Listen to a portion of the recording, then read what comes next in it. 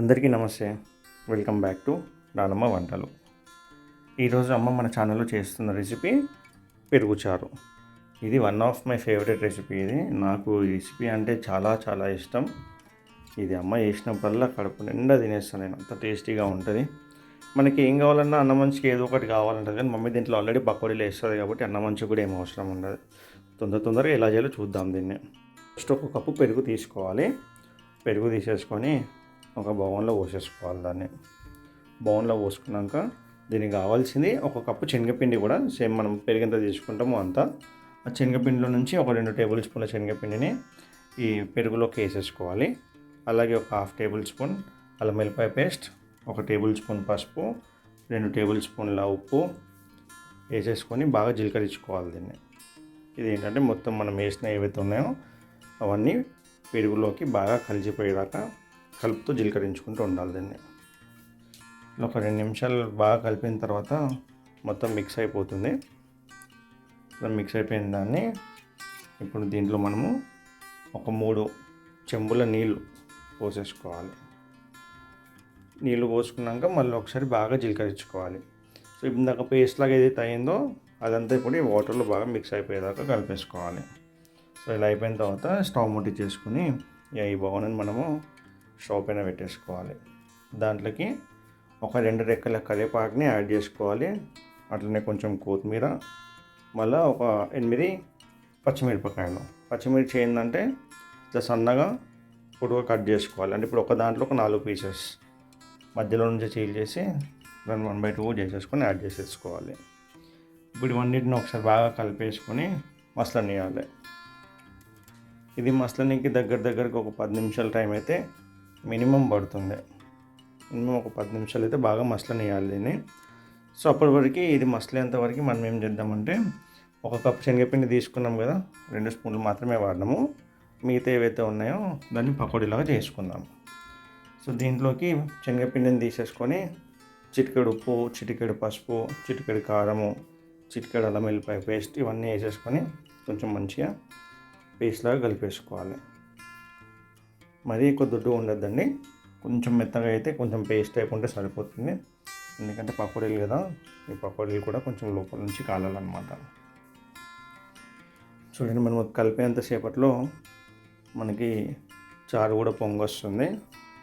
ఇది మొత్తం పొంగనీయకుండా ఒకసారి బాగా కలిపేసుకోవాలి. దీన్ని ఇలానే కలిపి కింద పడకుండా చూసుకోవాలి. దీన్ని ఒక 10 నిమిషాల దాకా అయితే మసలనివ్వాలి కంపల్సరీగా. ఎంత మసిలితే అంత మంచిగా టేస్ట్ వస్తుంది. సో మనమైతే ఇప్పుడు కలుపుకున్న పేస్ట్ అదే పిండి ఏదైతే ఉందో ఆ పిండిని మనము ఇప్పుడు వేయించేసుకోవాలి. ఇది పొంగుతుందని మమ్మీ మళ్ళీ ఒకసారి బాగా కలుపుతుంది. సో ఒకసారి ఒక 1 మినిట్ అలా కలిపితే కనుక మనకి ఇంకొకసారి పొంగదు, జస్ట్ మసులుతూనే ఉంటుందన్నమాట. ఇప్పుడు పకోడీల కోసం, బజ్జీల కోసం స్టవ్ ముట్టించేసుకొని కొంచెం నూనె అయితే సరిపోతుంది. ఇందులోనే మళ్ళీ మనం తాలింపు కూడా వేసేసుకోవాలన్నమాట. అందుకోసం కొంచెమే తీసుకుంది mummy oil, 3 table spoons oil తీసుకుంది. దీంట్లో మనం కలుపుకున్న పిండి ఏదైతే ఉంటుందో దాన్ని చిన్న ఉంటేనే బాగుంటాయి. ఎక్కువ పెద్దగా కూడా వేసుకోవద్దు. పకోడీలని, బజ్జీలని చిన్నగా వేసుకొని 2 సైడ్లో బాగా తిప్పుతూ, హై ఫ్లేమ్లో మాత్రం అస్సలు పెట్టకండి, మాడిపోతాయి. సిమ్లో పెట్టుకుంటేనే లోపల నుంచి కాలుతాయి మనకి. సో కొంచెం కాలంగానే దీంట్లోకి జీలకర్ర ఆవాలు కూడా వేసేసుకోవాలి. ఒక 2 ఎండుమిరపకాయలు తీసుకొని ఇలా పీసెస్ లాగా చేసేసుకొని వేసుకోవాలి దాంట్లోనే. సో తాలింపు కూడా దీంట్లోనే వేసేస్తుంది మమ్మీ. ఒక ఉల్లిగడ్డ తీసుకొని ఇలా సన్నగా పొడుగా కట్ చేసుకొని అందులో యాడ్ చేసేసుకోవాలి. అలాగే కొంచెం కరివేపాకు కూడా వేసేసుకోవాలి. ఇవన్నీ కొంచెం రెడ్డిష్గా, కొంచెం గోల్డెన్ బ్రౌన్ అంటాం కదండి, ఆ కలర్ వచ్చే వరకు కలుపుతూ ఉండాలి. మనకు ఒక పక్కన అయితే పప్పు కూడా మసులుతూ ఉంటుంది, ఇటు పక్కన తాలింపు కూడా రెడీ అయిపోతుంది. ఇలా కొంచెం కలర్ చేంజ్ అయిన తర్వాత మనకి రెడీ అయిపోయినట్టే. చూసారు కదా కలర్ ఎలా ఉందో. కొంచెం ఈ ఉల్లిగడ్డలు ఏవైతే ఉన్నాయో కొంచెం మంచిగా కలర్ వచ్చేసాయి. బజ్జీలు కూడా రెడీ అయిపోయాయి. ఇప్పుడు ఈ తాలింపులో మనం చాట్ని యాడ్ చేసేసుకోవాలి. ఇప్పుడైతే ఒక స్పూన్ యాడ్ చేసేసుకుంది మమ్మీ. ఫస్ట్ మూత పెట్టేసింది. ఇప్పుడు మళ్ళీ మూత తీసేసి ఆ మిగతా చారు ఏదైతే ఉందో మొత్తం దీంట్లో పోసేసుకొని బాగా కలిపేసుకోవాలి ఒకసారి. అంతే అండి. చూసారు కదా, చాలా సింపుల్గా చాలా టేస్టీగా ఉండే పెరుగు చారు అనమాట. సో మీరు కూడా ఇలానే చేస్తారా? ఒకసారి కమెంట్ చేసి చెప్పండి. మీకు మా పెరుగు చారు ఎలా ఉందో ఒకసారి డెఫినెట్గా కమెంట్లో చెప్పండి.